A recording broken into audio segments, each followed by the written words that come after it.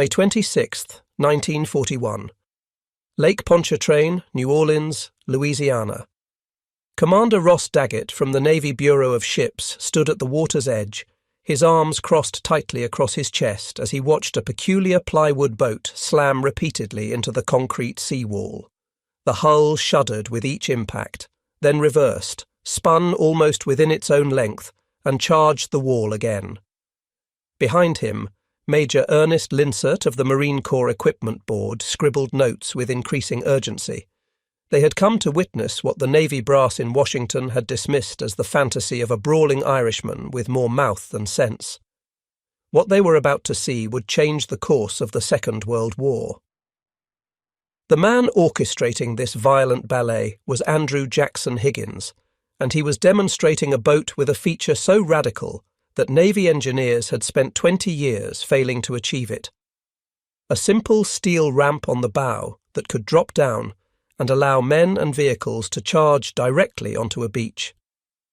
In 4 years, this plywood ramp would land more Allied soldiers on hostile shores than all other methods combined.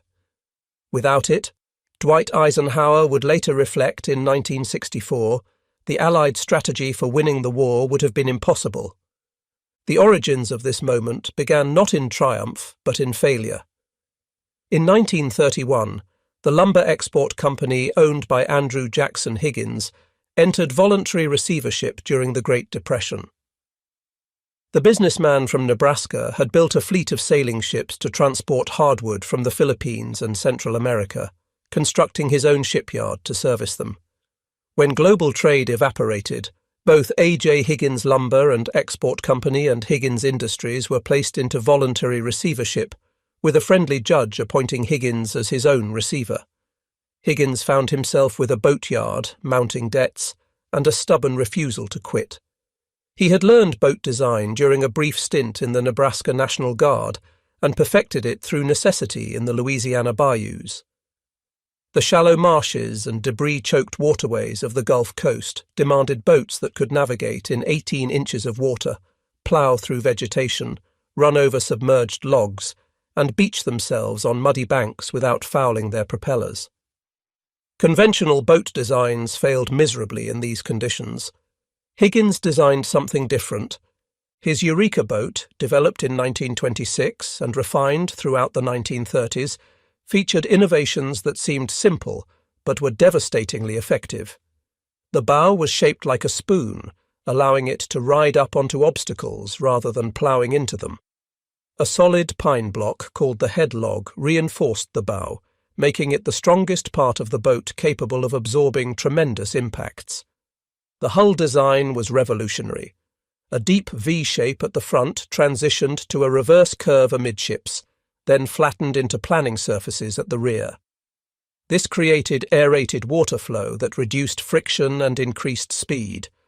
Most crucially, Higgins built a semi-tunnel into the hull that protected the propeller and drive shaft. The boat could run full speed into a beach, the propeller safely recessed, then reverse off without damage. Oil drillers bought them for accessing remote drilling sites. Trappers used them in the marshes. Bootleggers, during Prohibition's final years, appreciated their speed and shallow draft for rum-running operations. The boats performed reliably, and Higgins kept his small operation alive through the Depression by building them one at a time. Through ingenuity and determination, Higgins created Boat Services Company in 1931, a third business that purchased craft from Higgins Industries and leased or sold them to others. This arrangement allowed him to keep nearly 50 people employed. By 1935, he had paid off his debts and maintained solvency while other businesses collapsed around him. In 1937, halfway around the world, events were unfolding that would eventually bring the US military to Higgins's door. Japanese forces were invading China, and American military observers were watching closely. Lieutenant Victor Krulak of the US Marine Corps stood on a Shanghai rooftop in the summer of 1937 with a camera equipped with a telephoto lens. Below him, Japanese troops were conducting amphibious landings during the Battle of Shanghai, using boats unlike anything in the American arsenal. These Japanese Daihatsu-class landing craft had a simple but brilliant feature: a bow ramp that dropped down, allowing troops and equipment to charge directly onto the beach rather than climbing over the sides while under fire. Krulak took photographs and sent them back to Washington with a detailed report titled Japanese Assault Boats, Shanghai, 1937. His superiors filed it away with a notation dismissing it as the work of some nut out in China. The US military in the late 1930s was ill-prepared for amphibious warfare, despite the Marine Corps' growing conviction that such operations would be essential in any coming war. The Navy's Bureau of Construction and Repair had been tasked with developing landing craft, but had produced designs that were, in Higgins' later assessment, worthless. When the Navy held competitive trials for landing craft designs in 1938, Higgins was not invited. He learned about the tests only after every submitted design had failed. The Marine Corps, frustrated with the Navy's inability to produce a workable landing craft, remembered the strange boats they had heard about from the Coast Guard, who had purchased several Eureka boats for rescue operations. They contacted Higgins directly, bypassing the Navy's procurement system. In 1938, Higgins brought his Eureka boat to Norfolk, Virginia, for Navy and Marine Corps testing. The trials were a revelation. The Higgins boat outperformed every Navy design, running up onto beaches at full speed, reversing off cleanly, turning in impossibly tight circles, and maintaining speed in shallow water where Navy boats wallowed. During fleet landing exercises in February 1939, Marine officers watched with growing excitement as the Eureka boats performed flawlessly in conditions that would have destroyed conventional craft. The boat's shallow draft allowed it to operate in waters where other vessels grounded helplessly. The protected propeller meant it could beach and reverse without fouling. The spoon-shaped bow absorbed impacts that would have stove in traditional hulls. The Navy brass in Washington remained deeply skeptical. The Bureau of Ships had invested years in their own designs and viewed this civilian boat builder from the swamps as an upstart intruding on their territory. The Navy represented the clubby world of Eastern shipbuilding giants with established contracts and political connections. Higgins, with his profanity-laced vocabulary and aggressive personality, was decidedly not part of that club. In a moment that would become legendary, Higgins travelled to Washington and visited the Bureau of Ships. When shown the Navy's landing craft blueprints, he took a pencil and scrawled across them, "This boat stinks. AJH." The Navy officers were not amused by this brash civilian's assessment of years of their engineering work. But after their designs continued to fail in tests while Higgins's boats succeeded, they had no choice. In 1939, the Navy reluctantly ordered Higgins to build landing craft based on his Eureka design. These were designated landing craft, personnel, or LCP. They could carry troops to shore effectively, but they had one critical flaw that Marine officers recognized immediately. Soldiers had to climb over the sides to disembark, exposing them to enemy fire and making unloading slow and dangerous. Men laden with 60 pounds of equipment struggled to clamber over the gunwales while under fire. In training exercises, the process was cumbersome. In combat, it would be lethal. The Marines knew this was unacceptable, but had no immediate solution to the problem. By April 1941, Victor Krulak had built a balsa wood model of the Japanese landing craft based on his 1937 Shanghai photographs. During a meeting at the Marine Corps base in Quantico, Virginia, Krulak showed Higgins the model and explained the Japanese design featuring a retractable bow ramp. Higgins examined it for perhaps 30 seconds, his experienced eye immediately grasping the implications. He called his chief engineer on the spot. Within hours, design work had begun. Higgins was not a man who moved slowly when he saw a solution to a problem. At his own expense, without waiting for Navy approval or contracts, he built 3 prototype boats, modifying his proven Eureka design to incorporate a bow ramp. The ramp was steel, reinforced, and could be lowered quickly by a simple mechanical system. When raised, It formed the protective bow of the boat. When lowered, it became a ramp wide enough for men to charge down 4 or 5 abreast, or for a jeep to drive directly onto the beach. The prototypes were ready for testing by late May 1941. Krulak would go on to a distinguished career, rising to Lieutenant General and becoming one of the most influential strategists in Marine Corps history. He advocated for helicopter assault tactics that would define amphibious operations in the jet age, and wrote First to Fight, an inside view of the U.S. Marine Corps, a classic text on Marine Corps history. He maintained throughout his life that the Higgins boat was the most important tactical innovation of World War II, and he died in 2008 at the age of 95, having witnessed the boats he helped inspire participate in operations from Guadalcanal to the invasions of Iraq. On that pivotal day, May 26, 1941, Commander Daggett and Major Linsert arrived at Lake Pontchartrain to witness demonstrations that would validate or dismiss months of Higgins' work. Higgins demonstrated his boats with characteristic flair and showmanship. He loaded 36 of his employees into one of the boats, simulating a fully loaded combat platoon. The boat roared across the lake at 12 knots, ran directly up onto the shore with the bow lifting slightly, dropped its ramp with a metallic clang, and disgorged all 36 men in seconds. The men charged down the ramp and onto the beach as the boat's engine idled. Then the ramp raised, the boat reversed off the beach smoothly, spun in a tight circle, and repeated the demonstration. Higgins then drove a truck onto the boat, demonstrating the craft's vehicle-carrying capacity. The boat approached the shore again, beached, dropped its ramp, and Higgins drove the truck directly onto shore down the ramp without hesitation. The military observers were stunned. This was exactly what the Marine Corps needed for amphibious assault operations. The Navy Bureau of Ships, however, remained hostile to this outsider who had shown them up repeatedly. They had spent 2 decades trying to develop a tank landing craft and had failed utterly. When Higgins designed and built an effective tank landing craft in 61 hours as a demonstration of what was possible, the Bureau despised him for exposing their inefficiency. But the Marine Corps was insistent. They needed these boats, and they needed them in large numbers immediately. As war with Japan became increasingly likely in late 1941, the Navy finally placed substantial orders for what would become the Landing Craft, Vehicle, Personnel, or LCVP. The Higgins boat, as it would be universally known by the troops who rode in it, was officially born. The designation would later prove confusing to historians.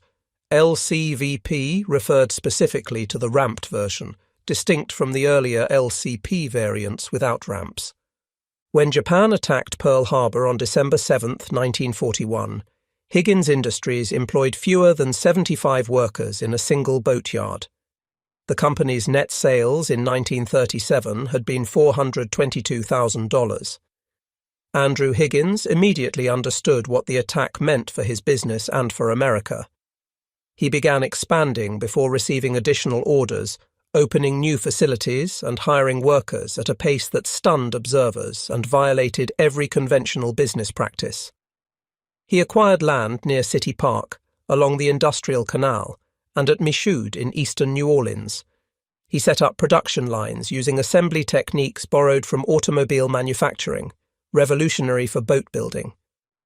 Traditional boat construction was a craft, with skilled workers building boats one at a time. Higgins transformed it into mass production, with workers specializing in specific tasks along an assembly line. He hired anyone who could work: white men, black men, women, elderly workers, disabled workers. This was unprecedented in New Orleans and throughout the South. Higgins Industries became the first fully integrated workforce in the city, shattering racial barriers that had existed for generations. All workers were paid equal wages according to their job rating, regardless of race or gender. Black workers and white workers laboured side by side on the same assembly lines, earning the same pay for the same work. Women operated machinery traditionally reserved for men. When criticized by other Southern businessmen who maintained strict segregation, Higgins was characteristically blunt. He attended the Southern Conference for Human Welfare in Nashville in April 1941 and made a speech about the rights of African Americans that shocked the business establishment. Eleanor Roosevelt, who attended the conference, called him one of the most enlightened businessmen in America. Higgins' response to critics was direct. He needed workers, and he did not care about their color or gender.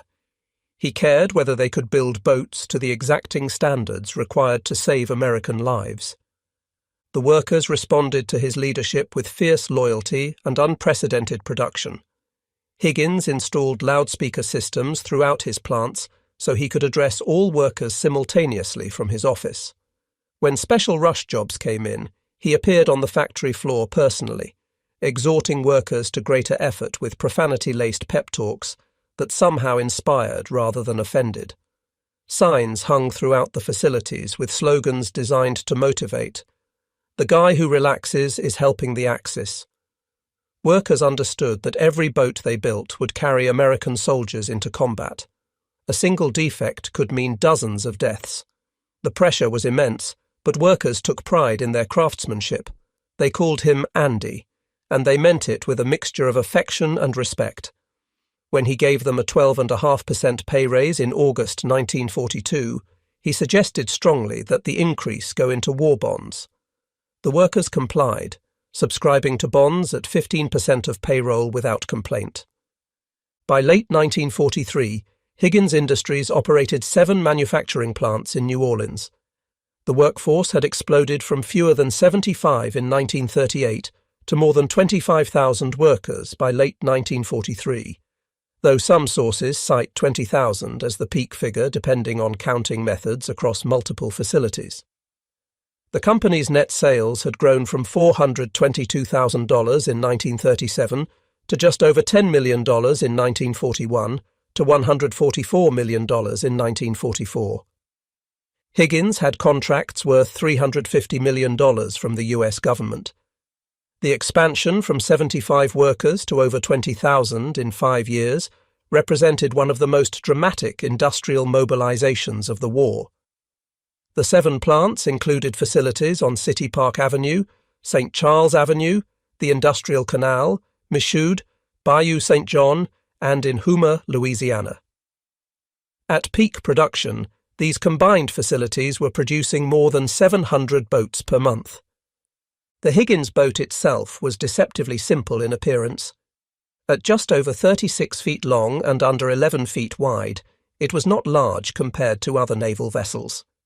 Powered by a 225 horsepower Grey Marine 671 diesel engine, it could reach 12 knots, though rough seas often reduced this speed considerably. The sides and rear were made of plywood to reduce weight and save strategic steel for other war production. This meant the boats offered limited protection from enemy fire, but it also meant they were light, cheap, and fast to build. The steel bow ramp provided some protection for troops during the final approach to shore. The shallow draft of 3 feet at the rear and 2 feet 2 inches at the front allowed the boat to run directly up onto beaches without grounding. The semi-tunnel protecting the propeller meant it could beach and reverse without fouling on sand, rocks, or debris. A crew of 4 operated each boat: a coxswain who steered and controlled the ramp, an engineer who managed the engine, and 2 crewmen who handled the lines and operated 2 .30 caliber machine guns mounted on either side of the front compartment. The boat could carry 36 fully equipped infantrymen with all their gear, or a jeep and 12 men, or 8,000 pounds of cargo. The genius of the design was not in any single feature, but in how all the features worked together. The shallow draft meant it could approach any beach. The protected propeller meant it could beach without damage. The bow ramp meant troops could disembark quickly under fire. The powerful engine and planning hull meant it could reverse off the beach and return to the transport ships offshore. The entire cycle from approach to landing to extraction could be completed in 3 to 4 minutes. This rapid turnaround meant each boat could make multiple trips per hour, building up forces ashore with remarkable speed. The first combat test of Higgins boats came in August 1942 during the Guadalcanal landings in the Solomon Islands. This was America's first major amphibious operation of the war, and success or failure would influence all future operations. The 1st Marine Division used various Higgins landing craft to assault the beaches. The boats performed even better under combat conditions than in training. They ran up onto the coral beaches, dropped their ramps, and disgorged Marines who charged directly into the jungle. The boats reversed off without difficulty despite the coral, returned to the transport ships, and began ferrying supplies. Within days, thousands of Marines and tons of equipment were ashore. The operation succeeded in large part because the Higgins boats functioned exactly as designed. Marine commanders immediately requested more of these boats for future operations. 3 months later, in November 1942, Higgins boats participated in Operation Torch, the Allied invasion of North Africa. American forces landed at 3 points along the North African coast, Casablanca in Morocco, and Oran and Algiers in Algeria. The Higgins boats proved essential. Conventional landing craft would have struggled with the North African beaches and surf conditions, but the shallow-draft Higgins boats ran directly up onto the sand without difficulty. Troops charged down the ramps into water that was ankle-deep or dry, rather than wading through chest-deep surf. The boats reversed off and returned for more loads. Within 3 days, over 100,000 Allied troops and vast quantities of supplies were ashore at the 3 landing sites. Dwight Eisenhower, commanding the operation, sent Higgins a telegram on Thanksgiving Day 1942 that Higgins would treasure for the rest of his life. On this Thanksgiving Day, let us thank God for Higgins Industries' labour and management, which has given us landing boats with which to conduct our North African campaign. More power to you. Higgins had the telegram framed and hung it prominently in his office where visitors could see it. The success in North Africa vindicated the Higgins boat design completely and led to massive new orders from the military.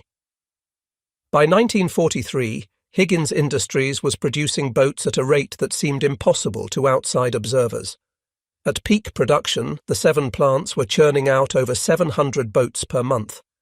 The workers broke production records repeatedly, driving themselves to exhaustion. They worked 3 shifts, 24 hours a day, 7 days a week. The assembly lines moved continuously. Plywood sides were cut to precise specifications, fitted and attached. Engines were installed and tested. Ramps were fabricated from steel plate and mounted with their mechanical lowering systems. Boats rolled off the lines and were immediately loaded onto rail cars for shipment to ports around the country and eventually around the world. The scale of production was staggering. By the end of 1943, Higgins Industries had produced over 12,000 boats of all types. Of these, the majority were LCVPS and their variants. The boats were being shipped to every theatre of the war.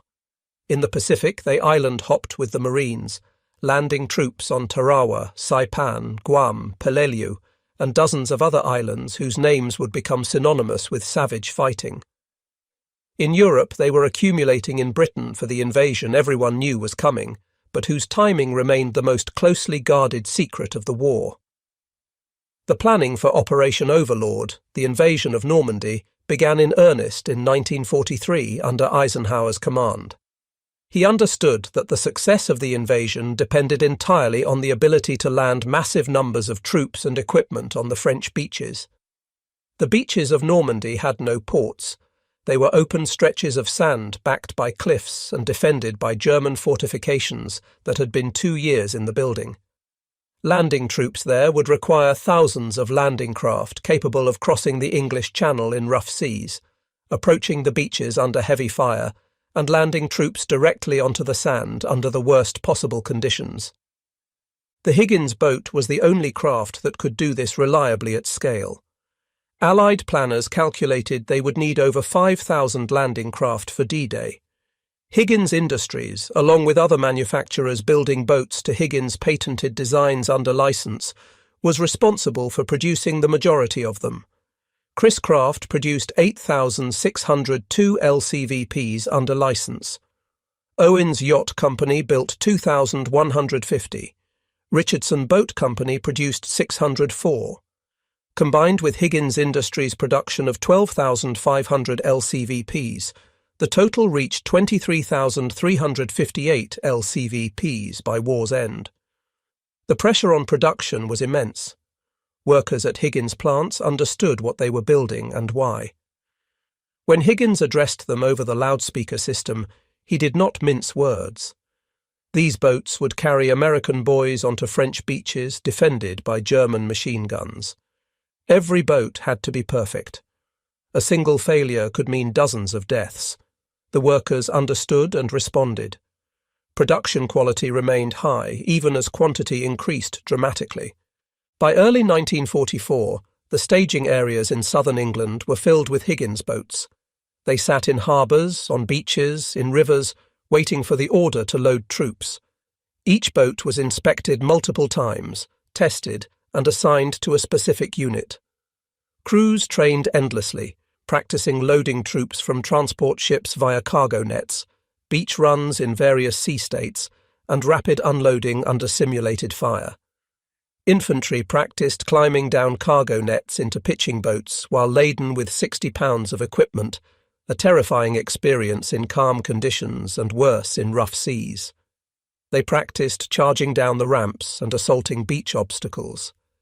Everyone knew the invasion was coming. They did not know when or where exactly, but they knew the Higgins boats would carry them there. The date was set for June 5, 1944, then postponed one day due to weather that threatened to capsize smaller landing craft. On the evening of June 5th, thousands of boats began loading troops from transport ships anchored off the English coast. The men climbed down rope cargo nets in full equipment, a dangerous operation even in calm seas. In the choppy conditions that evening, men lost their grip and fell into boats or between boats and ship hulls. Many were seasick before the boats even left the assembly areas. The channel crossing took hours in rough seas. The boats plunged through waves, water washing over the bows repeatedly, men bailing water with their helmets while trying not to vomit. Some boats leaked badly from the pounding. Men sat soaked to the skin, shivering, vomiting, certain they would die in the next few hours. As dawn broke on June 6, 1944, over 5,000 ships of the Allied invasion fleet lay off the Normandy coast. Among them were hundreds of transport ships, and around these ships circled waves of Higgins boats loaded with troops waiting for the signal to head for shore. At Utah Beach, the westernmost American landing site, the first wave hit the shore at 6:30 in the morning. The boats ran up onto the sand, ramps dropped with metallic clangs, and men charged out into knee-deep water. German resistance at Utah was lighter than expected. The Higgins boats reversed off the beach successfully and returned to the transports. The operation proceeded almost according to plan, with 21,000 troops landing at the cost of 197 casualties, a remarkably low figure that testified to both good planning and some good fortune. At Omaha Beach, 15 miles to the east, the situation was catastrophic from the first moments. Omaha Beach was the most heavily defended of all the landing beaches. German forces of the 352nd Infantry Division, rather than the single regiment expected, occupied fortified positions on the bluffs overlooking the beach. They had machine guns, mortars and artillery positioned to create interlocking fields of fire across the entire beach. The pre-invasion naval bombardment, limited to 1 hour to preserve tactical surprise, had failed to destroy these defences. When the first wave of Higgins boats approached Omaha at 6:30, they ran into a storm of fire that turned the beach into a killing ground. Many boats were hit before reaching the beach, their plywood sides offering no protection against machine gun fire. Others made it to the shore but landed directly in front of heavily defended sectors. The ramps dropped, and men charged out directly into machine gun fire sweeping the beach. The casualties in the first wave were horrific. Some units lost over 90% of their men within minutes. Company A of the 116th Regiment suffered 96% casualties, with nearly the entire company killed or wounded in the first 30 minutes. Bodies piled up on the ramps of boats, the weight preventing them from closing. Coxswains had to crawl over bodies to manually lift the ramps so boats could reverse off the beach. The boats that survived the first run returned to the transport ships, loaded more men, and went back in.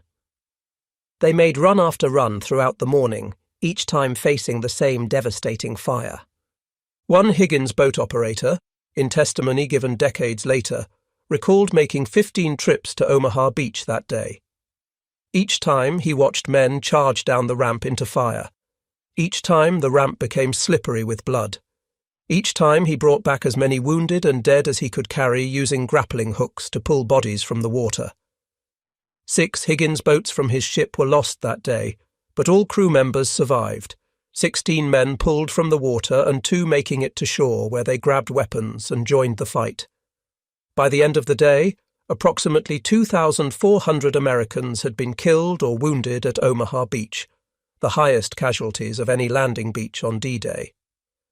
The beach was littered with destroyed equipment, disabled vehicles and bodies. But the Higgins boats kept coming throughout the day. They brought reinforcements. They brought ammunition and supplies. They evacuated the wounded. By evening, American forces had established a tenuous foothold on Omaha despite the carnage.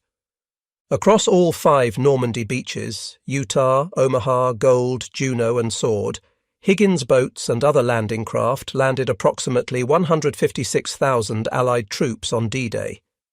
The breakdown was 73,000 Americans and 83,115 British and Canadian forces. At Omaha alone, over 34,000 American troops came ashore despite the terrible casualties.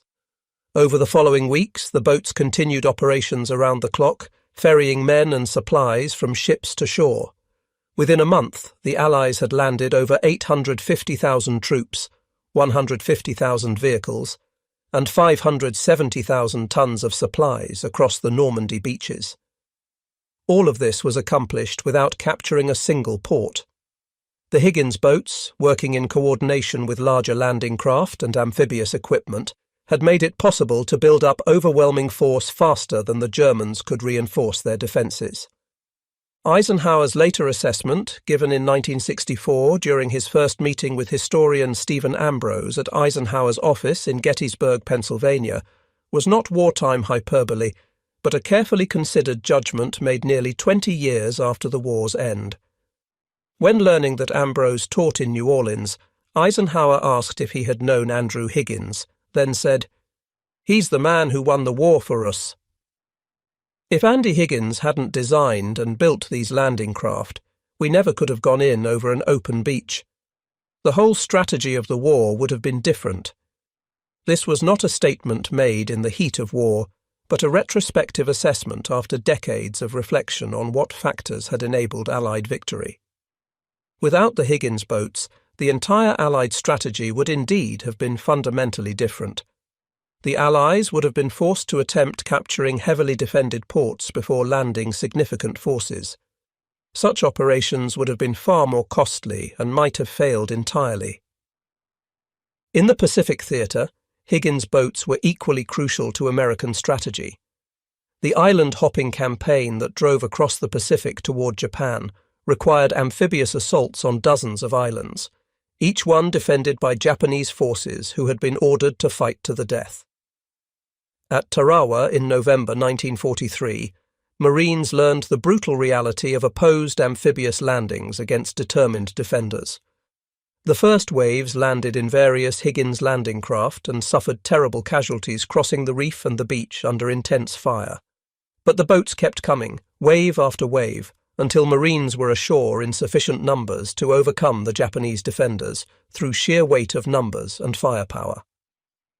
The battle cost over 1,000 American dead and 2,000 wounded, but it established the template for future operations. At Saipan, Guam, Peleliu, Iwo Jima and Okinawa, the same pattern repeated. Higgins boats would approach the beaches in waves, land troops under fire, reverse off and return for more. The Japanese defenders inflicted horrific casualties from fortified positions, but the Higgins boats kept delivering reinforcements until American forces prevailed. At Iwo Jima in February 1945, where 6,800 Americans died capturing an 8-square-mile island, Higgins boats landed 30,000 Marines in the first waves. At Okinawa in April 1945, the last major amphibious operation of the war, Higgins boats put 60,000 troops ashore on the first day. The boats even participated in the crossing of the Rhine River into Germany in March 1945, ferrying troops across under fire from German positions on the eastern bank, demonstrating their versatility beyond beach landings.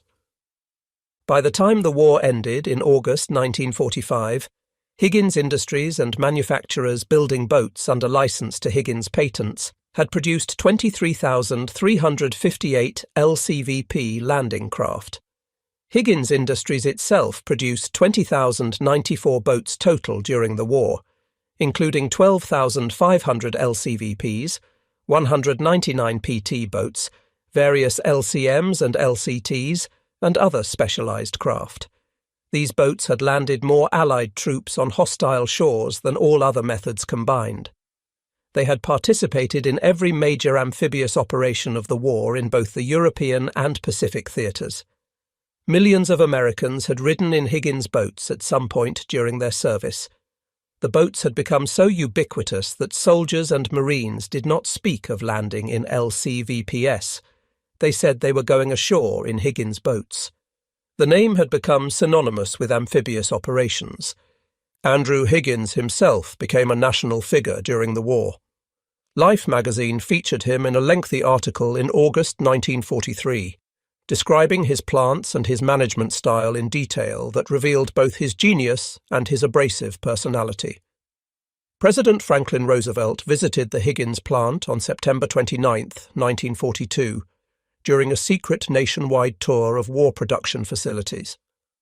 The visit was so highly classified that the Times-Picayune didn't report it until October 2nd, after Roosevelt had left New Orleans. Roosevelt toured the PT boat facility in a convertible automobile with Higgins, Louisiana Governor Sam Houston Jones, and Rear Admiral Frank T. Layton, the 8th Naval District Commandant. Higgins explained the company's role in the war effort using ship models while sitting in the automobile with the president.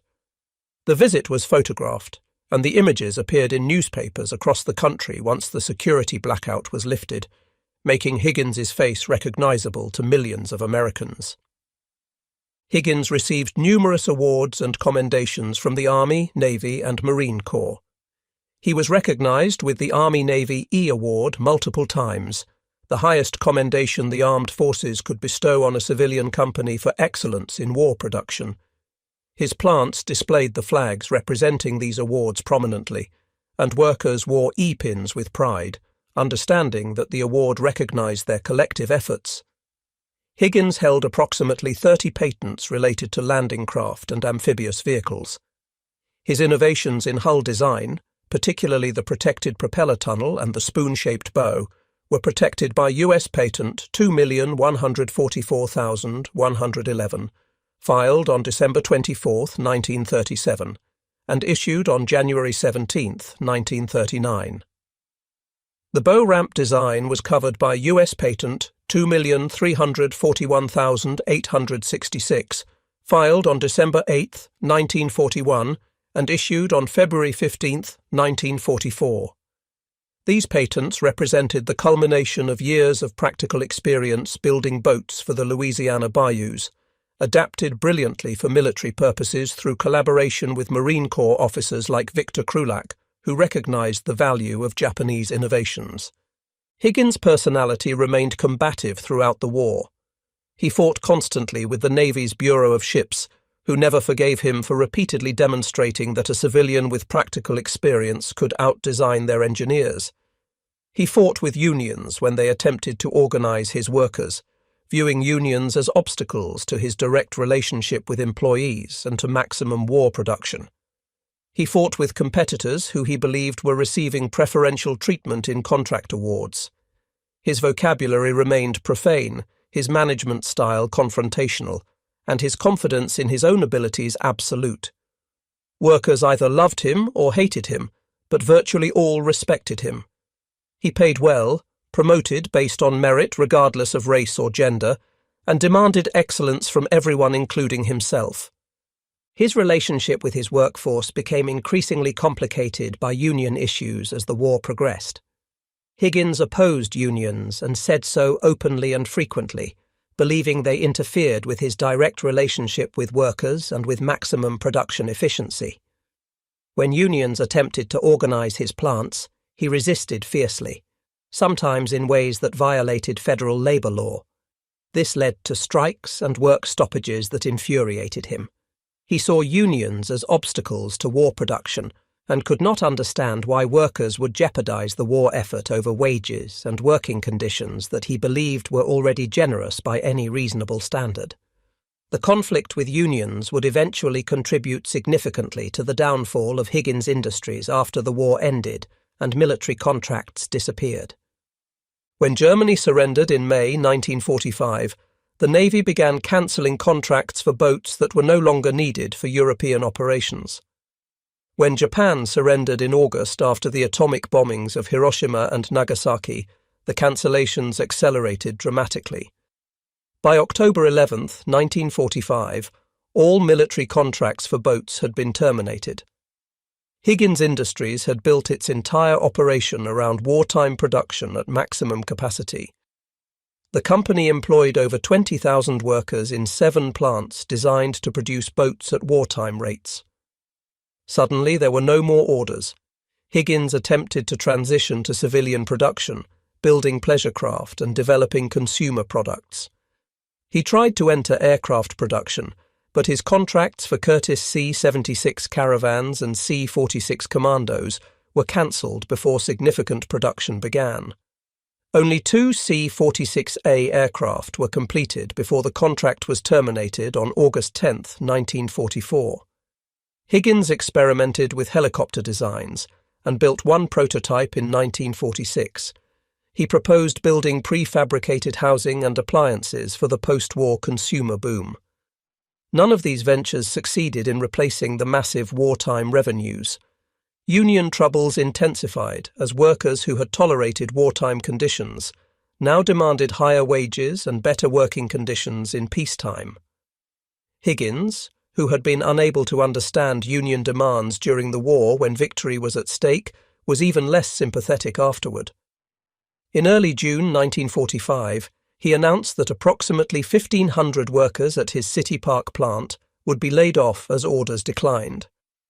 In mid-August, with most military contracts cancelled, he announced that cancelling the remaining $20 million in military contracts meant 2/3 of employees would be laid off. In late October, he announced he would close all remaining plants in New Orleans and reopen under a new business organization where workers would not have to pay tribute to anybody to obtain employment, meaning they would not have to join unions or pay union dues. On November 9, 1945, Andrew Higgins liquidated Higgins Industries. The company that had employed 25,000 workers at peak production and produced over 20,000 boats was shut down. In January 1946, Higgins formed a new company, Higgins Incorporated, to build pleasure boats and continue some limited commercial production. His brother Frank became director of marketing, operating Higgins Marine Sales Corporation. But the magic was gone. By 1948, all but one plant had closed, with watercraft production concentrated in the industrial canal plant. Mounting debts accumulated as the company struggled to find its place in the peacetime economy. Andrew Higgins died on August 1, 1952, at the age of 65. He had been hospitalized for approximately 1 week with stomach ulcers before suffering a fatal stroke. His death came just 7 years after the war ended, at a time when his company was struggling and his personal fortune largely depleted. His sons, Ed, Andrew Jr., Frank and Roland, attempted to continue the business through the 1950s, but mounting debts proved insurmountable. In 1959, 7 years after Andrew Higgins's death, the company was sold to New York Ship. One of the Higgins factories in New Orleans was converted into NASA's Michoud Assembly Facility in 1961, where it would produce Saturn V rocket stages and Space Shuttle external tanks. The legacy of Andrew Higgins and his boats endured far beyond his company's failure. The Higgins boat enabled a form of warfare that the Axis powers could not effectively counter. The Germans fortified the ports along the Atlantic Wall, concentrating their strongest defences at locations they believed the Allies would be forced to attack. The Allies simply landed on the beaches between the fortified ports, using Higgins boats to put troops ashore where the defences were weakest. In the Pacific, the Japanese fortified their island bases around harbours and airfields. The Americans landed Marines on coral beaches away from the main defences, using Higgins boats to establish beachheads that expanded faster than counterattacks could eliminate them. The strategic impact was profound. It enabled the island-hopping campaign in the Pacific, the invasions of North Africa and Italy, the Normandy landings, and the advance into Germany. Every major Allied amphibious operation depended on Higgins boats to land the assault troops. The simplicity of the design was deceptive and part of its genius. The spoon-shaped bow that could ride up onto obstacles, the protected propeller that allowed beaching and reversing without fouling, the planning hull that provided speed and maneuverability, the steel ramp that allowed troops to charge directly onto beaches. Each element solved a specific problem. Together, they created a craft that could land troops on a hostile beach, reverse off cleanly, and return for more, repeatedly, under fire, in all conditions. The boat succeeded on coral atolls in the Pacific, sandy beaches in North Africa, and the pebble beaches of Normandy. It succeeded because Andrew Higgins understood boats at a fundamental level. He understood them because he had built them for years to solve practical problems in harsh conditions. When the military needed boats for the harshest conditions imaginable, Higgins already had the solution. His Eureka boat, designed for Louisiana bayous, contained all the essential features. The addition of the bow ramp completed it. The statistics tell the story clearly. Total LCVP production, 23,358 boats.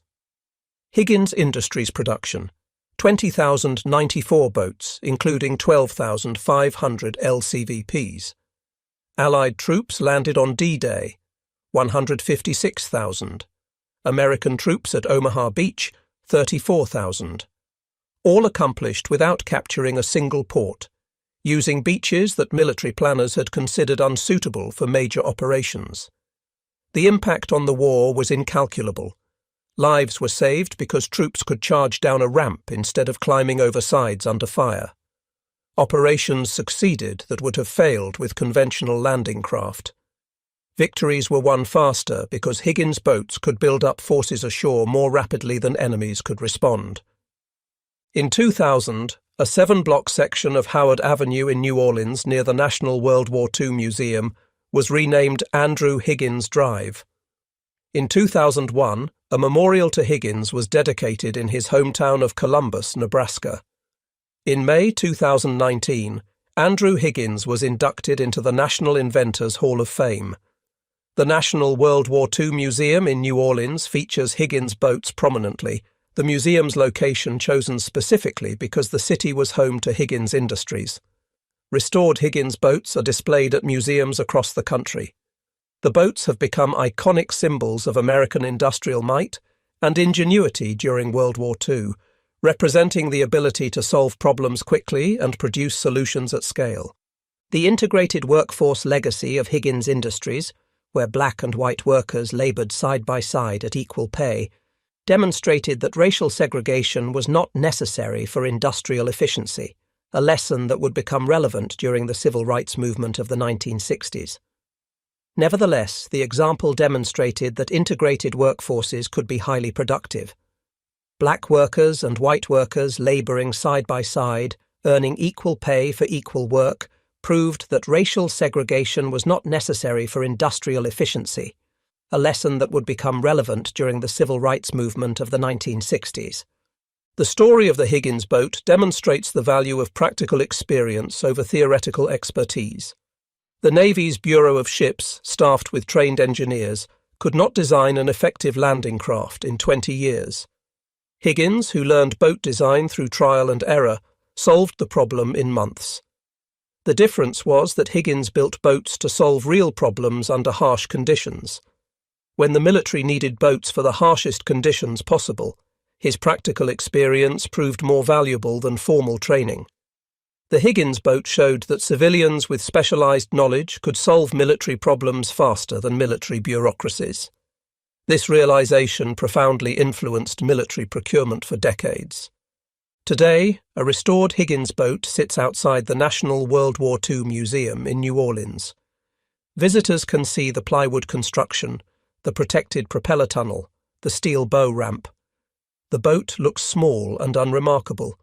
It is difficult to imagine this craft crossing the English Channel in rough seas and landing soldiers on Normandy beaches under fire. But that is exactly what thousands of these boats accomplished, day after day, until victory was achieved.